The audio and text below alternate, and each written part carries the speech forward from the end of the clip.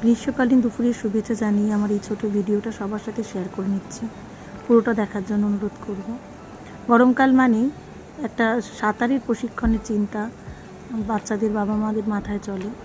আমারও প্রতি বছর মেয়েকে সাঁতারে দেওয়ার একটা প্রবণতা থাকে। এই বছরও আমি দিয়েছি, প্রায় 2.5 বছর হতে চললো ও শিখছে। প্রথম বছর তো ভয়ে ভয়েই কাটিয়ে দিয়েছিল, একদম প্রশিক্ষক যেদিকে ও তার থেকে 10 হাত দূরে থাকতো। তো ধৈর্য হারাইনি। এই বছরও আমি ওকে নিয়েছি, গত বছরও নিয়েছি। তো এই বছর মোটামুটি যেটা লক্ষ্য করছি যে জলের সাথে একটা মোটামুটি সম্পর্ক তৈরি হয়ে গেছে। তো এটা দেখে বেশ ভালো লাগছে।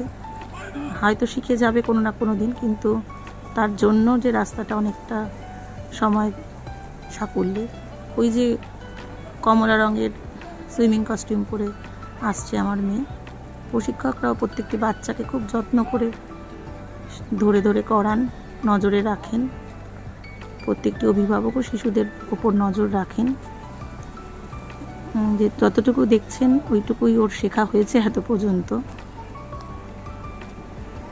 জল দেখলে মনে হয় যেন আমিও নেমে যাই। গরমের মধ্যে সত্যি এতটাই কষ্ট হয়, আবার ওদের দেখলে বেশ ভালোও লাগে। ওইটুকু সময় বেশ ভালো লাগে, সাঁতার যেটুকু সময় ওরা কাটে।